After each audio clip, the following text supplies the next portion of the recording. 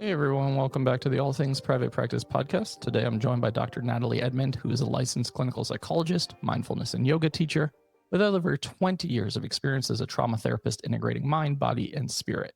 She has led hundreds of hours of racial literacy and anti-racism workshops. She believes that racial justice is a spiritual practice.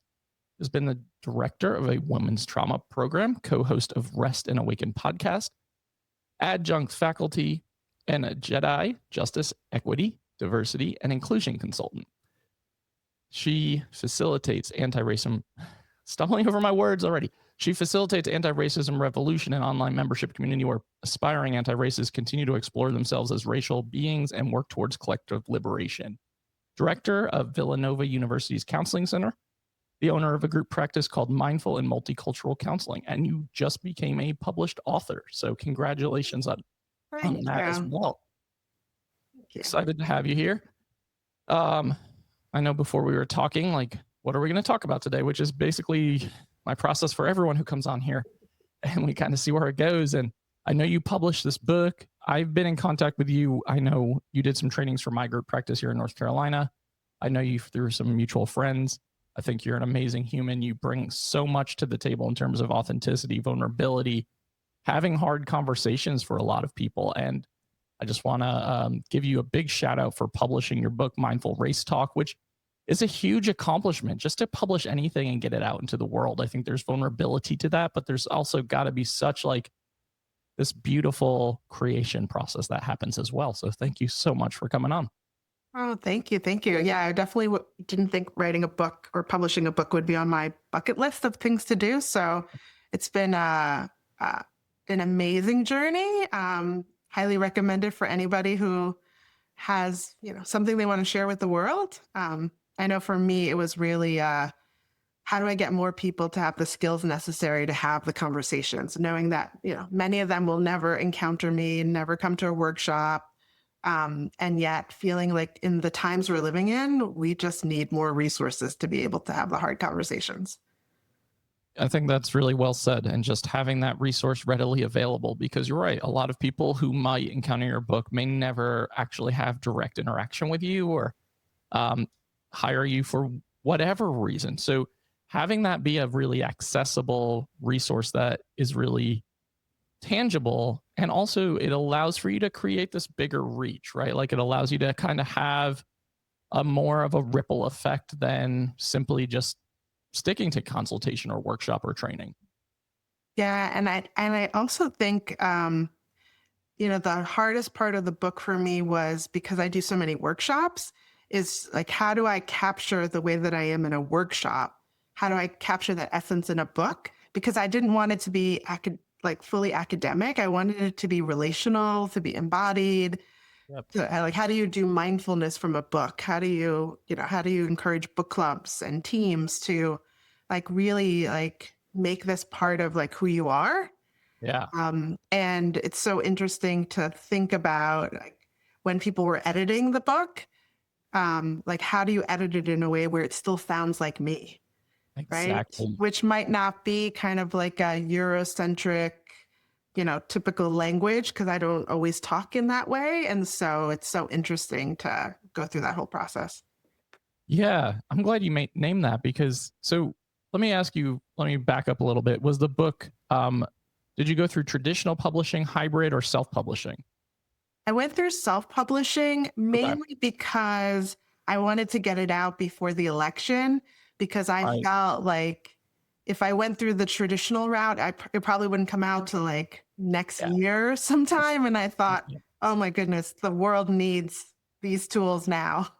Now, that's so insightful, and just really ensuring that you wanted to get this out in the hands of people while a very polarizing experience just went down and is going to continue to for the next however many years here. And I think there's a lot of vulnerability in book writing, right? Editing is, I'm going through a traditional publishing process right now, and talk about things being picked apart to the point where your insecurities and imposter syndrome and whatever just comes out where you're like, okay, I don't want to do this anymore. It's almost where I've been at. But I think getting that message out into the world feels more important to me than how I feel about the process emotionally. which is Yeah. a weird mind fuck. Um, Yeah, absolutely.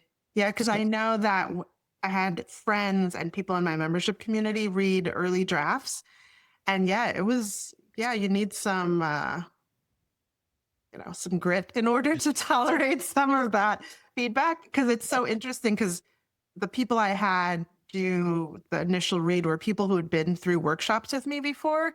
And so the feedback was so interesting that they said my first draft felt more guarded than I usually present in workshops.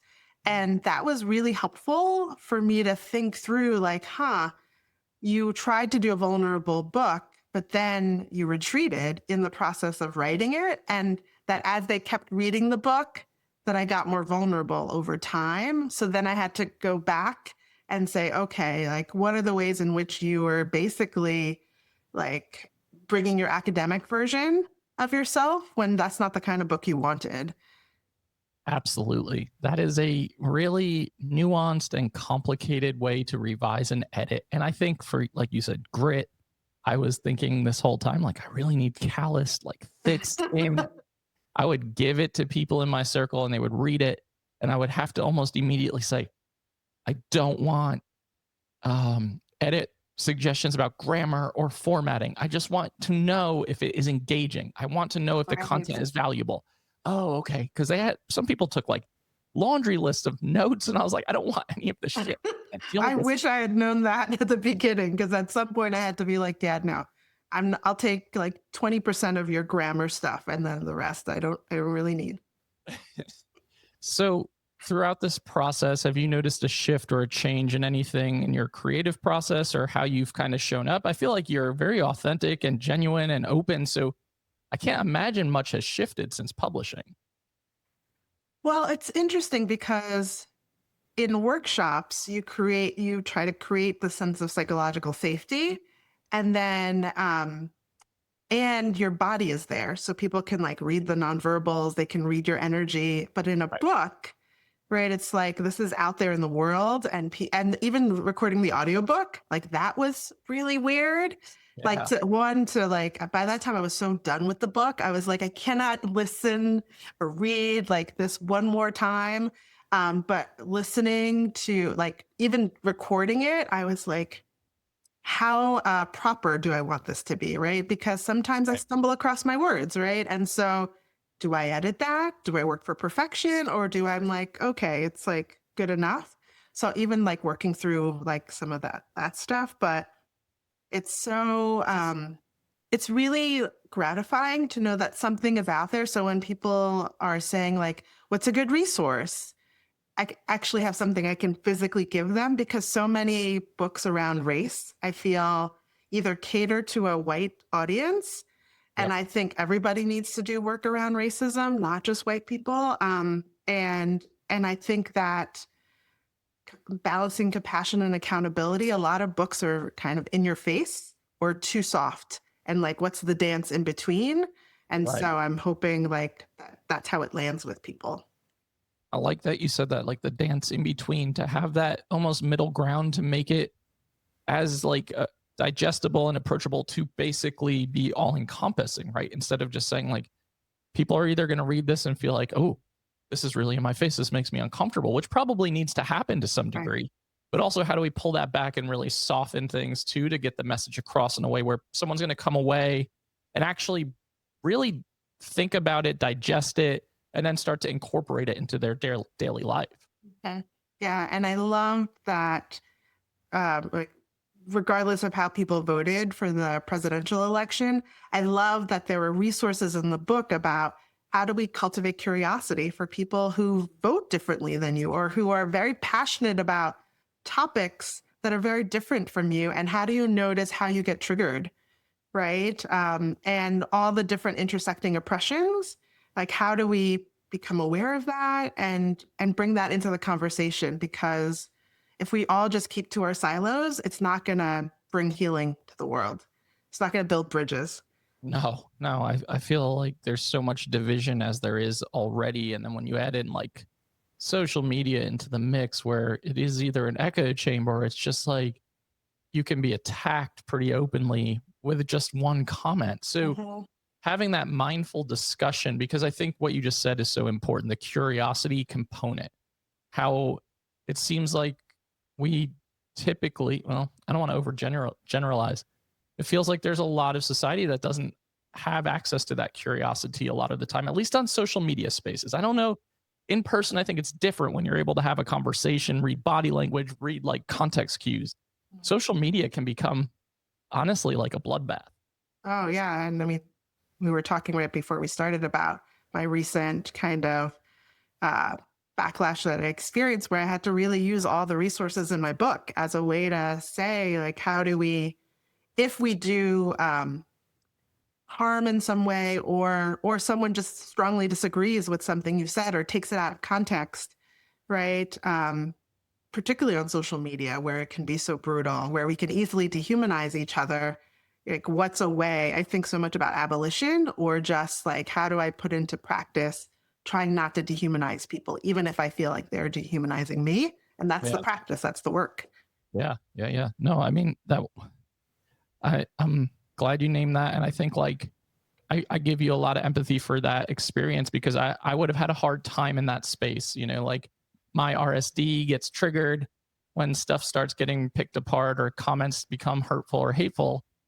And my instinct in a lot of situations is like, how do I turn comments off? How do I back away? How do I just not even pay attention to this? And I don't think that's always the appropriate direction, especially as someone with a following, to go into that mode. But sometimes it does become like, how do I protect my mental health at all costs in this scenario that Yeah. was not intended to go in this direction? Yeah, absolutely. Yeah. And thinking about, for me, I definitely turned comments off. Like, I had to ask my teenagers, like, how do you turn comments off over here? Cause I'm like, Right. not used to all this attention. But like finding that balance between like taking care of oneself, but then also over the last month, noticing how overstimulated I was, and like all the ways in which I needed to dial things down. Because like, yeah, I mean, even like I have my own like rejection sensitivity that I like work through, which I think for me, like in publishing a book, right, is like navigating like, okay, this work is out there, so people could write reviews and comments and so like, how do I like not take that personally, but also it's also like, this is like my life's work here in this book, right? And so I'm going to take it personally, even though I know it's not about me. That just hit hard. Yeah. How do I take it personally when this is my life's work? Right. And really, you could you can do every exercise and strategy under the sun, and it's still, when we create something this vulnerable and we put it out into the world, it's still going to like sting a little bit, even if it's just like completely out of context, right? Like, I think review culture is hilarious to me because it's ridiculous that you can just say anything at any time. I was just in Spain, and my friend owns a local Spanish Andalusian shop, and she doesn't speak a lot of English. And some of the reviews are like, great shop, but the owner doesn't speak English. So it was like 1 star. I'm like, what the fuck is this? This is ridiculous. You're also in a different country. So I think having like your work out into the world, there is that extra layer of vulnerability, and that comes with a lot of discomfort at times. Mhm. Yeah, absolutely. And I think reminding myself that there are always going to be haters, and Yep. not, and that the work is supposed to, at least my work around racism and anti-racism is supposed to be agitating a bit. And so, Yep. it's so interesting that so many Black women, in the last month, when I said, I did this presentation and I got a lot of praise, and I got, a lot of hate. They were like, good work. Right. Yeah. And I was like, oh, okay. Okay, I hear you, but like, it's hard to feel it in the moment, Right. but yeah, right. Yeah. So it's so interesting. And other people are like, oh, you went too far. And other people are like, good work. And so it's like, which one is accurate? I don't know. Yeah. God, that is really tough to wrestle with. That's so nuanced and complex, because I imagine you to some degree are like seeing all sides of it, right? But you're also the person who's like under the microscope. So then it's like, okay, I understand the sides, but I'm also caught in the middle of it, and I Right. don't know how to necessarily get out from under it. Yeah. And I think I was just reflecting with some friends last week about that's actually the destabilizing part of it is being able to hold the multiple truths.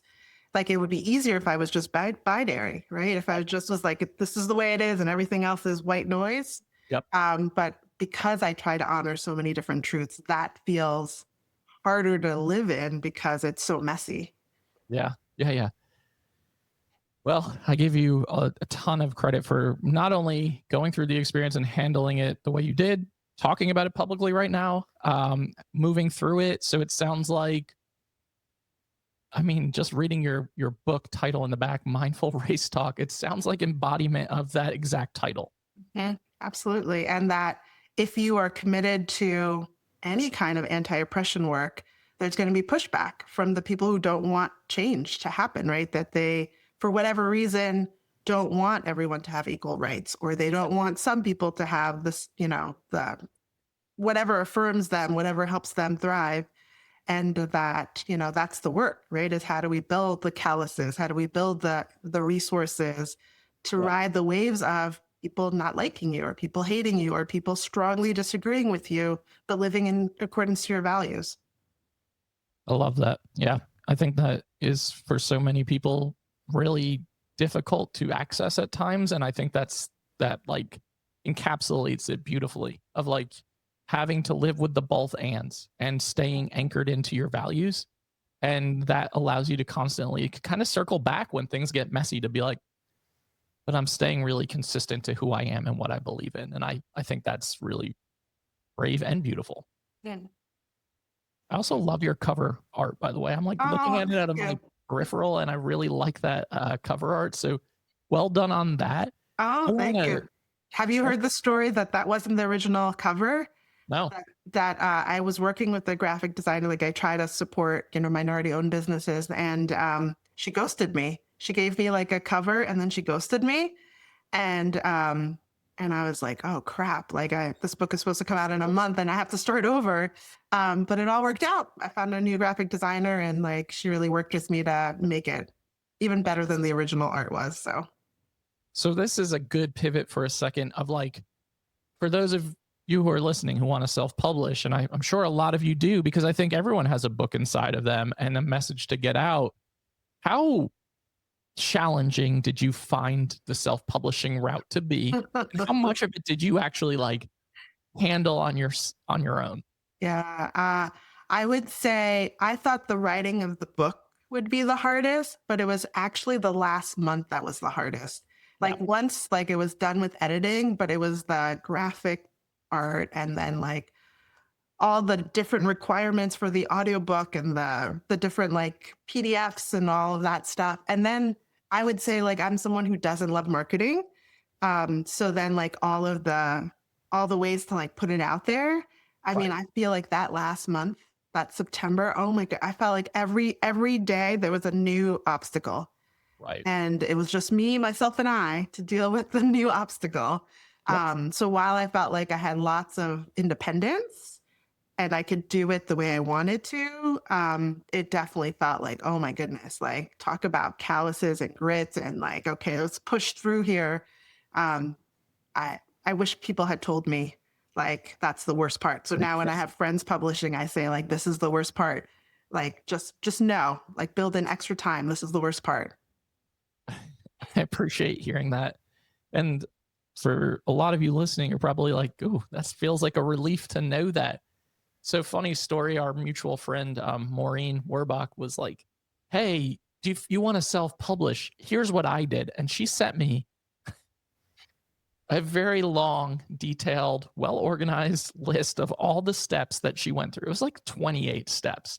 And I looked at it maybe 5 times. And every time I looked at it, I think my executive functioning like took a 20% hit. And I was just like, no, there's no way I can do this in sequential order or in any order and get this done. So I definitely relate to that. You need the grit. You need some like perseverance here, because I just don't know if I could do it. And maybe I could, but I really struggle with that stuff. So amazing that you were able to see that through. And I know for a lot of you listening, like if you're interested in publishing, there are lots of guides and steps and people who will offer you support and strategy. And sometimes you can outsource some of this stuff. Like you said, the editing, the graphic design, some of the things that you don't know how to do, people are readily available to do that stuff. I just knew for me when I was making the decision of like, so I want to try to get this traditionally published. Maureen's list was always on my mind as the driving force because I was like, I am not going back to that fucking list and I'm never looking at that again. I'm so glad she did not send me that. I think I would like reach out to her in different parts and she would send me like a couple of steps. And I was like, okay, good. Probably if she had sent me the whole list, Yeah. that might have been a non-starter. Yeah. I copied it from like a text message, put it in my own personal Facebook message to myself where I use it to like circle back to things, kept opening it, kept looking at it and being like, no, this is not good. I'm going to say that list actually prevented me from starting to write and process it for almost a month and a half because I was so frozen in it. Right. That's so funny. I know like our other mutual friend, 𝗁𝗲𝗄, I mean, she was just incredible in terms of like giving me a strategy of like, what's the goal of writing this book, right? It wasn't to sell like lots of books, but it was more like, I want to put something out there in the world. So I think being very clear about why you're publishing like helps me because it's like, yeah, it's great that people are buying it, but it's more about like, I ultimately would love teams to be like reading this together, book clubs, teachers, like how do we change organizations? How do we change companies? Like so that everybody feels well taken care of. And knowing 𝗁𝗲𝗄 pretty well, I just immediately think of the word impact. And that what you just described just sounds like impact, like having that impact, having that ability to ensure that people from different walks of life, people in different stages of life, people with different access to information can have this book readily available. And I love the idea of teamwork because I've already been thinking before we started recording, I was like, I should buy 20 plus copies of this for my group practice and we should use this book as a guide. So I'm definitely planning on doing that once we get off of here. So I think that's a really cool way to do that. And I know with a book too, like you can turn this into a workbook, right? Like if you want to do, you can turn that book into so much content for those of you listening. Like it doesn't have to just stop with the book if that's not your goal. You can use that book for leveraging speaking opportunities. So there's a lot of ways that getting this voice out into the world is really useful for you and your platform and your message that you want to get out there. Yeah, absolutely. Yeah. Cause I just think about for me, it's like I have like other jobs I love doing. And so I don't want to do as many anti-racism workshops as I once did. And plus it's also, burnout comes from doing, workshops, particularly anti-racism workshops 4 or 5 days a week. So like this is a way where the work is still happening, but I'm not necessarily like doing all of that stuff anymore. And I can do other things that feed me and are more creative. I love that. Yeah, no, that's a great point. I think almost everyone listening to this is probably looking for that because of the high rates of burnout and whatever you're doing where you're like, I just need to focus on the things that really light me up. So it sounds like you have really found that. How has feedback been so far from like people who have used it for trainings or workshops or for book clubs or any of those things that have happened? Yeah, it's been incredible. Like, so it's so, which sometimes I'm like, are you all just like saying good stuff? Like who's gonna give me like some real feedback? But I think that's just that inner critic inside of me. But it's been great. People have passed it on to other people. And so it's really great to hear. I think the coolest thing is where in my Pilates class, like somebody had heard that I had wrote the book. And so she got the audiobook and she was like, oh my goodness, like it's amazing to just hear your voice and like it's so soothing. And so I think it's been really helpful for people post-election to just think about like, how do I approach these conversations from a more grounded place? And how do we just keep doing the work and keep increasing our impact with other people? So I really appreciate people like using it in real time, that it's like actual skills to use and not just theoretical. Yeah, I like that because that feels really tangible for people to immediately start incorporating and implementing. So if you found that middle ground like you were searching for, that sounds like a job well done for sure. Um, and I can relate to the positive feedback thing and immediately thinking this can't be true because this all feels like too good to be true. I had like 40 people read my manuscript. They all gave positive feedback. I said, I can't trust these people. Like, Mhm. this is not real. And then I sent it to a friend who does editing. She's like, no, it's really good. Why aren't you trusting this? I don't know. I still won't trust it when it comes out. I don't know. It's got to work through me. I'm looking forward to reading yours. Thank you. I appreciate you coming on and just being really open and vulnerable about everything. And congrats on publishing. It sounds like a really awesome resource. And for those of you watching, you can see it over the corner of Nathalie's shoulder, what the cover art looks like, but you can share with the audience where they can find it so that they can purchase it too. And we'll put that in the show notes for everyone who's listening. Yeah. So the book is called Mindful Race Talk, Building Literacy, Fluency, and Agility. And you can find it on Amazon, and it's available in paperback, ebook, and Audible. Perfect. Thank you so much for coming on and making the time today. And we will get all of those links and all of that information into the show notes so you have easy access to Dr. Edmond's new book. Congrats on that. And I really appreciate you making the time. Thanks. Thanks so much for the conversation. You're welcome. And to everyone listening to the All Things Private Practice podcast, new episodes are out on Saturdays on all major platforms and YouTube. You can like, download, subscribe, and share. Doubt yourself. Do it anyway. We'll see you next week.